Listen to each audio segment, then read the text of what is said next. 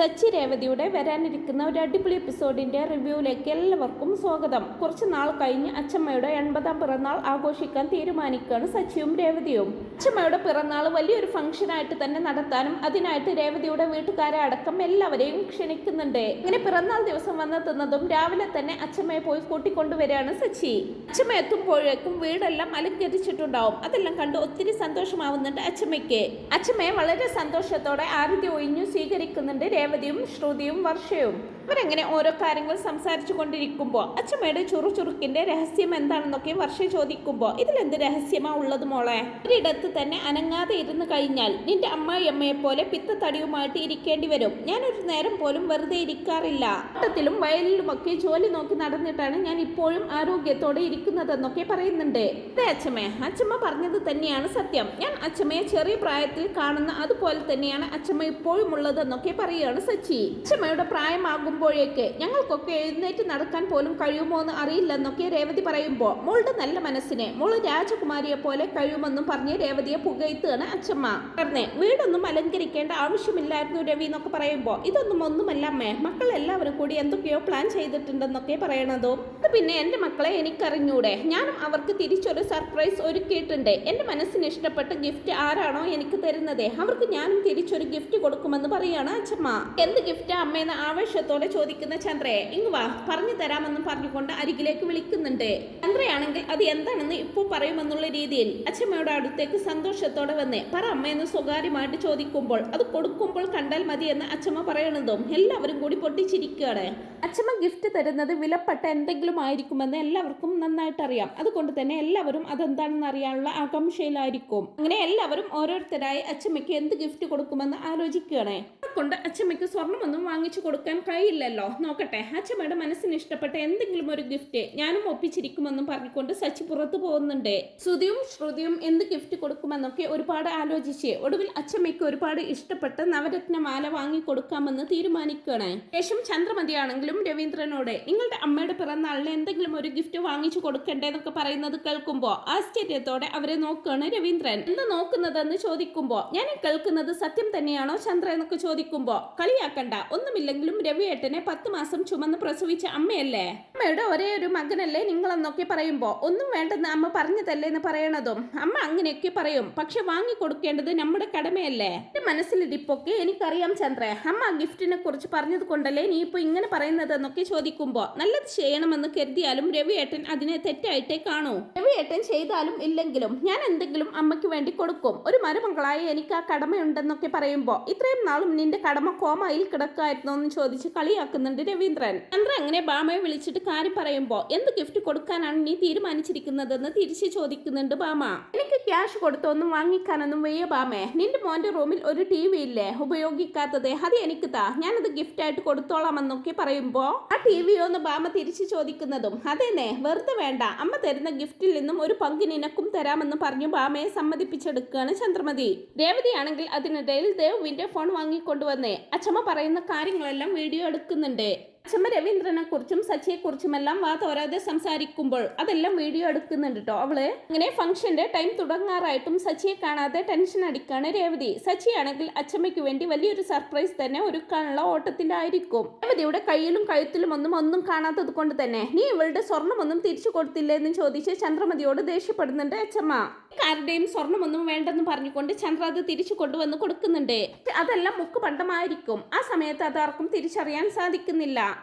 സുധിക്ക് പൈസയുടെ ആവശ്യം വന്നപ്പോൾ രേവതിയുടെ സ്വർണ്ണമെല്ലാം സുധിക്ക് എടുത്തു കൊടുത്തിട്ടുണ്ടാവും ചന്ദ്രമതി. സുധി അതെല്ലാം കൊണ്ടുപോയി വിറ്റ് അതേ ഡിസൈനുള്ള മുക്കുപണ്ടങ്ങളായിരിക്കും തിരിച്ചു കൊണ്ടുവന്നിട്ടുണ്ടാവുക. രേവതി ആഭരണങ്ങളെല്ലാം അണിഞ്ഞു വരുമ്പോ തങ്ങളുടെ കള്ളത്തരം ആരെങ്കിലും തിരിച്ചറിയോ എന്നുള്ള പേടിയോടെ ഇങ്ങനെ നിൽക്കായിരിക്കും ചന്ദ്രയും സുധിയും. ഇത് ഫംഗ്ഷന് വേണ്ടി ശ്രുതി അച്ഛമ്മയെ ഒരുക്കുന്നതിനിടയിൽ രേവതിയുടെ വീട്ടുകാരെയും വർഷയുടെ വീട്ടുകാരെയും ഞാൻ കണ്ടു, ഇനിയും നിന്റെ വീട്ടിലെ ആരെയും ഞാൻ ഇതുവരെ കണ്ടിട്ടില്ലെന്നൊക്കെ അച്ഛമ്മ പറയുമ്പോ ശ്രുതി ആകെ പെട്ട അവസ്ഥയിൽ എന്ത് പറയണമെന്നൊക്കെ ഇങ്ങനെ ആലോചിക്കുമ്പോ അച്ഛമ്മ വീണ്ടും അതിനെക്കുറിച്ച് തന്നെ ചോദിക്കുന്നുണ്ട്. അച്ഛൻ അവിടെ ഒരു പ്രശ്നത്തിൽ പെട്ടിരിക്കുകയാണ് അച്ഛമ്മേ, നാട്ടിലേക്ക് വരാൻ പറ്റില്ലെന്നൊക്കെ പറയുമ്പോ പാവം അമ്മയും മരിച്ചുപോയല്ലേ, മോളുടെ എത്രാമത്തെ വയസ്സിലെ അമ്മ മരിച്ചതെന്നൊക്കെ ചോദിക്കുമ്പോ എനിക്ക് 14 വയസ്സുള്ളപ്പോഴാണെന്നും പറഞ്ഞു ഒരു കള്ളം തട്ടിവിടുകയാണ് ശ്രുതി. അങ്ങനെയാണെങ്കിൽ അച്ഛന്റെയും അമ്മയുടെയും ഫോട്ടോ ഇല്ലേ എന്നൊക്കെ ചോദിക്കുമ്പോ ഇല്ല അച്ഛമ്മേ, ഫോട്ടോ ഒന്നും എന്റെ അടുത്തില്ല. അച്ഛനോട് വഴക്കടിച്ചാണ് മലേഷ്യയിൽ നിന്നും തിരിച്ചു പോകുന്നത്. ആ ദേഷ്യത്തിൽ ഞാൻ ഒന്നും എടുത്തില്ലെന്ന് ഒരു കള്ളം പറഞ്ഞ് അച്ഛമ്മയെ വിശ്വസിപ്പിക്കുകയാണ് കേട്ടോ ശ്രുതി. അങ്ങനെ ഫംഗ്ഷന്റെ ടൈം ആകുന്നതും ഓരോരുത്തരായിട്ട് വരുന്നുണ്ട്. ചന്ദ്ര പറഞ്ഞതുപോലെ തന്നെ ബാമ ടിവിയുമായിട്ട് വരുന്നുണ്ട്. പുതിയ ടിവി വാങ്ങിയതുപോലെ പെട്ടിയിലൊക്കെ ആക്കിയിട്ടാവും കൊണ്ടുവരുന്നത്. അമ്മയ്ക്കുള്ള എന്റെ പിറന്നാൾ സമ്മാനമാണ് ഇതെന്നൊക്കെ ചന്ദ്ര പറയുമ്പോ എല്ലാവരും കണ്ണു തള്ളി അമ്മയെ നോക്കി നിൽക്കുകയാണ്. അച്ഛമ്മയുടെ സ്പെഷ്യൽ ഗിഫ്റ്റ് ആന്റി കൊണ്ടുപോകുമെന്നാ തോന്നുന്നതെന്ന് ശ്രുതി സ്വകാര്യമായിട്ട് പറയുമ്പോ ഇത് വാങ്ങുന്ന കാര്യം അമ്മ ഒന്ന് പറഞ്ഞത് പോലും ഇല്ലെന്നും പറഞ്ഞ് പരിഭവിക്കുന്നുണ്ട് സുധി. ചന്ദ്രേ, ഇത് നീ വാങ്ങിയതാണോ എന്നൊക്കെ ചോദിക്കുമ്പോ അതെന്താ രവിയേട്ടനൊരു സംശയം, ഒരു മരുമകളായി എനിക്ക് അമ്മയ്ക്ക് കൊടുക്കേണ്ട കടമയില്ലേ എന്നൊക്കെ പറയണതും അച്ഛമ്മ രവീന്ദ്രനെ നുള്ളി നോക്കുകയാണ്. താൻ കാണുന്നത് സ്വപ്നമാണോ എന്നറിയാൻ വേണ്ടിയിട്ട്. ശ്രീകാന്തും വർഷയും കൂടി വലിയൊരു കേക്ക് തന്നെയായിരിക്കും അച്ഛമ്മയുടെ പിറന്നാളിന് വാങ്ങിച്ചിട്ടുണ്ടാവുക. ഇതാണ് അച്ഛമ്മയ്ക്കുള്ള ഞങ്ങളുടെ സമ്മാനമെന്ന് അവർ പറയുകയും ചെയ്യുന്നുണ്ട്. ദേവു ശ്രീകാന്തിനോട് തമാശയൊക്കെ പറഞ്ഞു ചിരിക്കുമ്പോ അത് പറഞ്ഞ് ചന്ദ്ര വർഷയെ ചൂട് പിടിപ്പിക്കാനൊക്കെ നോക്കുന്നുണ്ടെങ്കിലും വർഷയുടെ അടുത്ത് ചന്ദ്രയുടെ ഒരു കളിയും വിലപ്പോകുന്നില്ല. വർഷയുടെ അമ്മയും രേവതിയുടെ വീട്ടുകാരുമെല്ലാം തങ്ങൾ കൊണ്ടുവന്ന ഗിഫ്റ്റ് അച്ഛമ്മയ്ക്ക് കൊടുക്കുന്നുണ്ട്. എല്ലാവരും എത്തിയിട്ടും സച്ചിയെ കാണാത്തത് കൊണ്ട് രേവതി ടെൻഷനോടെ അവന്റെ ഫോണിലേക്ക് വിളിച്ചു നോക്കുന്നുണ്ടെങ്കിലും അത് സ്വിച്ച് ഓഫ് ആയിരിക്കും. അമ്മയുമായല്ലോ അച്ഛമ്മേ, കേക്ക് കട്ട് ചെയ്യല്ലേ എന്നൊക്കെ സുധി ചോദിക്കുമ്പോ നിൽക്ക്, എന്റെ സച്ചി വരാതെയോ, അത് നടക്കില്ലെന്ന് പറയുന്നുണ്ട്.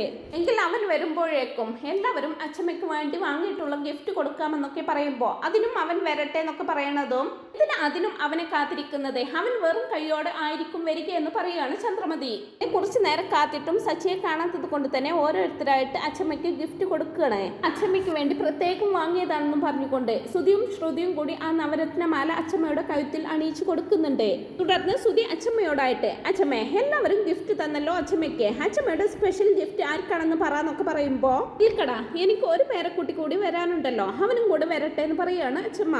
അവൻ ഇന്ന് വരുമെന്ന് തോന്നുന്നില്ല അച്ഛമ്മേ, കാലത്ത് ഒന്ന് വന്ന് തല കാണിച്ചു പോയതാണ് അവനെന്നൊക്കെ പറഞ്ഞ് സുധി നാവെടുക്കുമ്പോഴേക്കും സച്ചി അവിടെ എത്തുന്നുണ്ട്.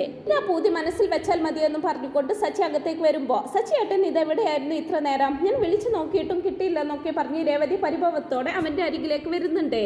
അച്ഛമ്മ സച്ചിയുടെ ചെവിക്ക് പിടിച്ചുകൊണ്ട് ഇന്ന് പോലും നിനക്ക് വീട്ടിലിരിക്കാൻ വയ്യല്ലേ, അച്ഛമ്മയുടെ കാര്യത്തിൽ നിനക്ക് അത്രയേ താല്പര്യമുള്ളൂ അല്ലേ, നീ എന്നോട് മിണ്ടണ്ടെന്നും പറഞ്ഞുകൊണ്ട് അവനോട് പരിഭവിക്കുന്നുണ്ട്. അച്ഛമ്മ പിണങ്ങല്ലേ, ഞാൻ അച്ഛമ്മയ്ക്ക് വലിയൊരു സർപ്രൈസ് ഒരുക്കാൻ വേണ്ടി പോയതല്ലായിരുന്നോ എന്നെല്ലാം പറഞ്ഞ് സച്ചി പുറത്തേക്ക് നോക്കി ഇങ്ങ് കയറി പോരേന്നൊക്കെ പറയുമ്പോ അച്ഛമ്മയുടെ അതേ പ്രായത്തിലുള്ള 2 മുത്തശ്ശിമാര് കയറി വരുന്നുണ്ട്.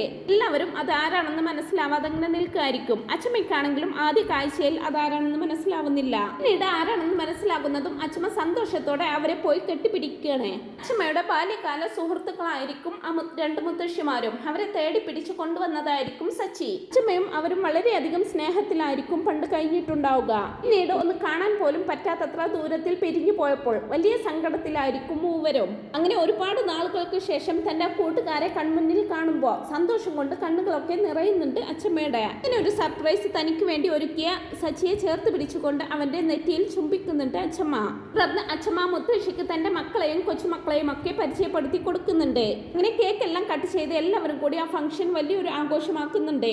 തുടർന്ന് രേവതി സച്ചിയോടായിട്ട് ഞാൻ അച്ഛമ്മയ്ക്ക് വേണ്ടി ഒരു സർപ്രൈസ് ഒരുക്കിയിട്ടുണ്ട്, അച്ഛമ്മയെ ടെറസിലേക്ക് കൂട്ടിക്കൊണ്ടുപോയി അച്ഛമ്മയുടെ ജീവിതാനുഭവങ്ങൾ ഞാൻ വീഡിയോ എടുത്തിട്ടുണ്ട്, ഞാൻ നല്ലൊരു വീഡിയോ ആക്കിയിട്ടുണ്ട്, അത് നമുക്ക് അച്ഛമ്മയ്ക്ക് കാണിച്ചു കൊടുക്കാമെന്നൊക്കെ രേവതി പറയുമ്പോ കൊള്ളാമല്ലോ, അച്ഛമ്മ മാത്രമല്ല ഇവിടെ ഉള്ളവർ എല്ലാവരും അത് കാണണമെന്നും പറഞ്ഞുകൊണ്ട് രേവതിയുടെ കയ്യിൽ നിന്നും ആ ഫോൺ വാങ്ങുന്നുണ്ട്. തുടർന്ന് അതിലെ വീഡിയോ എടുത്ത് ടിവിയിലേക്ക് കണക്ട് ചെയ്യുന്നുണ്ട് സച്ചി. അങ്ങനെ അച്ഛമ്മ തന്റെ ജീവിതത്തിൽ താൻ കടന്നുപോയ ഓരോ സന്ദർഭങ്ങളെക്കുറിച്ചും വിസ്തരിച്ച് പറയുന്നത് എല്ലാവരും ഇങ്ങനെ ടിവിയിൽ കണ്ടോണ്ടിരിക്കുകയാണ്.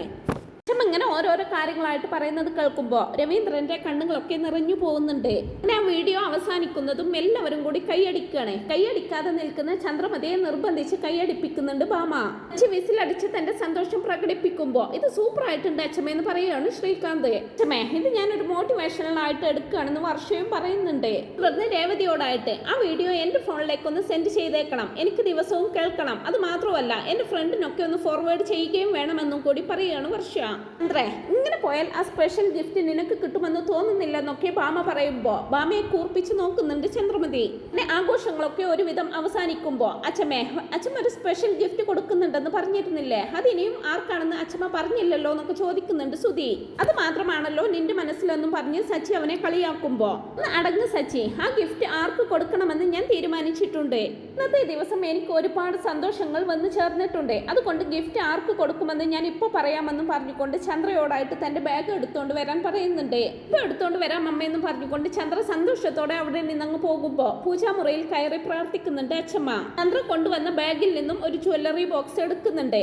ഗിഫ്റ്റ് തരാൻ പോകുന്നത് ഒരു നിസ്സാര കാര്യമല്ല, 6 തലമുറയായിട്ട് നമ്മുടെ കുടുംബത്തിൽ കൈമാറിയതാണെന്നും പറഞ്ഞുകൊണ്ട് ഒരു സ്വർണത്തിന്റെ പതക്കം കയ്യിലെടുക്കുന്നുണ്ട്. അപ്പോൾ തന്നെ തോന്നിയതാ ഇത് തന്നെയായിരിക്കും അമ്മ കൊടുക്കാൻ പോകുന്നത്, ഇത് അമ്മയുടെ കയ്യിൽ തന്നെ ഇരുന്നോട്ടെ, അതാ നല്ലതെന്നൊക്കെ രവീന്ദ്രൻ പറയുമ്പോ ഇല്ല മോനെ, ഇത് പരമ്പരയായിട്ട് നമ്മുടെ കുടുംബത്തിൽ കൈമാറി വന്നിട്ടുള്ളതാണ്, ഇത് അടുത്ത തലമുറയിലേക്ക് കൈമാറേണ്ട സമയമായിട്ടുണ്ട്, ശരിയായിട്ടുള്ള കൈകളിൽ തന്നെ ഇത് എത്തണമെന്നൊക്കെ പറയുകയാണ് അച്ഛമ്മ. ശ്രുതിയും ശ്രുതിയും അതുപോലെ തന്നെ ചന്ദ്രമതിയും അത് തങ്ങൾക്ക് കിട്ടിയെങ്കിൽ എന്നിങ്ങനെ വിചാരിച്ച് നിൽക്കായിരിക്കും. പക്ഷേയും രേവതിയുമാണെങ്കിൽ അച്ഛമ്മ ഗിഫ്റ്റ് ആർക്ക് കൊടുത്താലും പ്രശ്നമില്ലെന്നുള്ള രീതിയിലായിരിക്കും നിൽക്കുന്നത്. അച്ഛമ്മ വീണ്ടും പറയുന്നത് നിങ്ങൾ എല്ലാവരും എന്റെ മനസ്സിന് ഇഷ്ടപ്പെട്ട ഗിഫ്റ്റ് തന്നെയാണ് എനിക്ക് നൽകിയത്. ചന്ദ്രേ, നീ തന്ന ടിവിയും എനിക്ക് ഒരുപാട് ഇഷ്ടപ്പെട്ടു, അതിന് പകരമായിട്ട് ഞാൻ നിനക്ക് എന്തെങ്കിലും ചെയ്തു തന്നിരിക്കുമെന്നൊക്കെ അച്ഛമ്മ പറയുമ്പോ നിരാശയോടെ കിളി പോയ മട്ടിൽ നിൽക്കുകയാണ് ചന്ദ്ര. എന്റെ മൂത്ത പേരക്കുട്ടി സുധി എനിക്ക് സമ്മാനിച്ച ഈ നവരത്നമാലയും എനിക്ക് ഒരുപാട് ഇഷ്ടപ്പെട്ടെന്നൊക്കെ പറയുമ്പോ തന്റെ കോളറൊക്കെ ഒന്ന് ശരിയാക്കിക്കൊണ്ട് താങ്ക്സ് പറയുകയാണ് സുധി. ആ ഗിഫ്റ്റ് എനിക്ക് തന്നെ ആയിരിക്കും അല്ലേ അച്ഛമെന്നും കൂടി സുധി ചോദിക്കുമ്പോ നിൽക്കടാ അമ്മ പറയട്ടെ എന്ന് പറയുകയാണ് രവീന്ദ്രൻ. ശ്രീകാന്ത് എനിക്ക് വേണ്ടി നല്ലൊരു കേക്ക് ഉണ്ടാക്കി തന്നു, അതുപോലെ വർഷ എനിക്കൊരു ഫോണും സമ്മാനിച്ചു, എല്ലാം എനിക്ക് ഒരുപാട് ഇഷ്ടപ്പെട്ട സമ്മാനങ്ങളാണ്. അവരുടെ സമ്മാനവും ഒരുപോലെ തന്നെയാണ് ഞാൻ കാണുന്നത്. പക്ഷേ ഈ ലോകത്ത് പണത്തിനേക്കാൾ മൂല്യമുള്ള ഒന്നുണ്ട്, അതാണ് സ്നേഹം. ഒരിക്കലും കാണില്ലെന്ന് കരുതിയ ഇവരെ രണ്ടുപേരെയും എന്റെ സച്ചി എന്റെ മുന്നിൽ കൊണ്ടുവന്നു. എവിടെയാണെങ്കിൽ എന്റെ അനുഭവങ്ങൾ വീഡിയോ എടുത്ത് അത് എല്ലാവർക്കും മുമ്പിൽ കാണിച്ചു കൊടുത്തു. എന്റെ കാലശേഷവും അടുത്ത തലമുറ ഇതെല്ലാം കണ്ടു വളരണം. വലിയൊരു സന്തോഷം എനിക്കിനി എന്റെ ജീവിതത്തിൽ കിട്ടാനില്ല. അങ്ങനൊരു സന്തോഷം എനിക്ക് വേണ്ടി ഒരുക്കിയ ഇവർക്ക് രണ്ടുപേർക്കുമാണ് ഞാൻ ഈ ഗിഫ്റ്റ് കൊടുക്കുന്നതെന്ന് പറയുമ്പോ രേവതിയുടെ വീട്ടുകാരും വർഷയും ശ്രീകാന്തും ഒക്കെ കൈയടിക്കുകയാണ്. ചന്ദ്രമതി കണ്ണു തള്ളി വിശ്വാസം വരാതെ അച്ഛമ്മയെ തന്നെ നോക്കുമ്പോ ദേഷ്യത്തോടെ കൂടി ഇങ്ങനെ നിൽക്കുകയാണ് സുധിയും ശ്രുതിയും. അങ്ങനെ അച്ഛമ്മ അവരെ രണ്ടുപേരെയും അടുത്തേക്ക് വിളിച്ച് ആ ഗിഫ്റ്റ് അവർക്ക് കൊടുത്തുകൊണ്ട് അവരെ അനുഗ്രഹിക്കുന്നുണ്ട്. ഒരിക്കലും നഷ്ടപ്പെടുത്തരുതെന്നും ഇത് ദിവസവും പൂജാമുറിയിൽ വെച്ച് പൂജിക്കണമെന്നും കൂടിയും രേവതിയോട് പറഞ്ഞു കൊടുക്കുന്നുണ്ട് അച്ഛമ്മ. വെറുതെ മാല വാങ്ങിച്ച് ക്യാഷ് കളഞ്ഞു, ഗിഫ്റ്റും കിട്ടിയില്ലെന്നൊക്കെ പറഞ്ഞ് നിരാശയോടെയും ദേഷ്യത്തോടെയും കൂടി ഇങ്ങനെ നിൽക്കുകയാണ് ശ്രുതി. ചന്ദ്രമതിക്കാണെങ്കിലും താൻ ഒരിക്കലും അംഗീകരിക്കാത്ത സച്ചിക്കും രേവതിക്കും അമ്മ ഗിഫ്റ്റ് കൊടുത്തത് ഒരിക്കലും ഉൾക്കൊള്ളാനാവുന്നില്ല.